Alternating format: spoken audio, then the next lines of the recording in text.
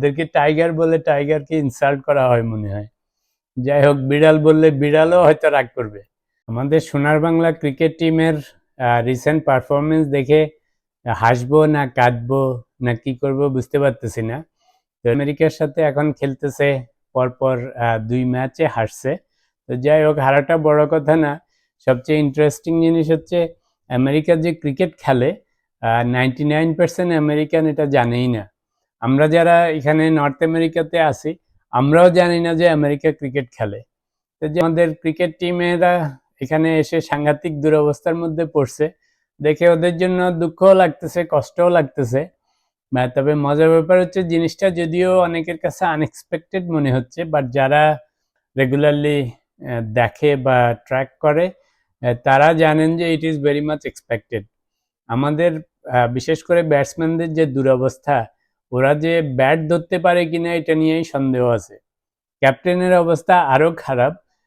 শান্তবাবুর যে অবস্থা, প্রতিদিন 0, 1, 2, 3 মনে হয় জানি ও জানেই না যে ব্যাট ধরতে হয় কেমন করে। কি অদ্ভুত কথা। এটাই ওদের পেশা।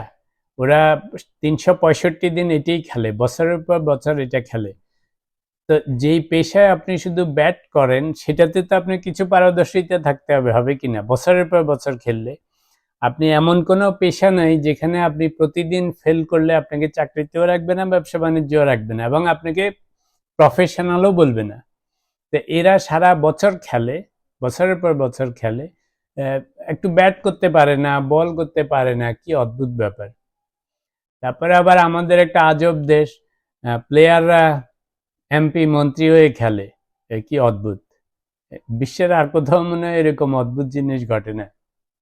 সবচেয়ে মজার ব্যাপার হচ্ছে মাঝে মাঝে অফিস আদালতে গেলে আমাদের আমেরিকান কানাডিয়ান ফ্রেন্ডরা বলে যে কি ব্যাপার, তোমাদের দেশ নাকি বিগ ক্রিকেট প্লেয়িং নেশন, তা আমাদের কানাডার সাথে হারে, আমেরিকার সাথে হারে, এটার মানে কি? এটার উত্তর মনে হয় একমাত্র আমাদের বিড়াল রূপী টাইগাররাই দিতে পারবে, রাইট? এদেরকে টাইগার বলে টাইগারকে ইনসাল্ট করা হয় মনে হয়। যাই হোক, বিড়াল বললে বিড়ালও হয়তো রাগ করবে। আমরা আবার এখানে কয়েকটা ফ্রেন্ড মিলে কানাডার থেকে ভাবছিলাম আমেরিকা যে নিউ ইয়র্কে আপনার ওই যে সাউথ আফ্রিকার সাথে ক্রিকেট খেলাটা দেখবো। তো সেই জন্য উৎসাহ ভরে অনেক টাকা পয়সা দিয়ে টিকিট কেনা হয়েছে, প্লেনের টিকিট, বাসের টিকিট, ট্রেনের টিকিট, কার রেন্টাল, ওখানে হোটেল ভাড়া, সব কিছু করা হয়েছে। 7-8 জন মিলে, 9 জন মিলে যাব। তো তখন প্ল্যান ছিল ক্রিকেট খেলার জন্য যাওয়া আর নিউ ইয়র্কে ঘোরা। এদের দুরবস্থা দেখে এখন সবাই বলতেছে না, নিউ ইয়র্কে ঘোরা আর ক্রিকেটটা হচ্ছে এমনি সাথে একটা গেলাম দেখলাম আর কি। এই হচ্ছে আমাদের সোনার বাংলা ক্রিকেট টিমের অবস্থা।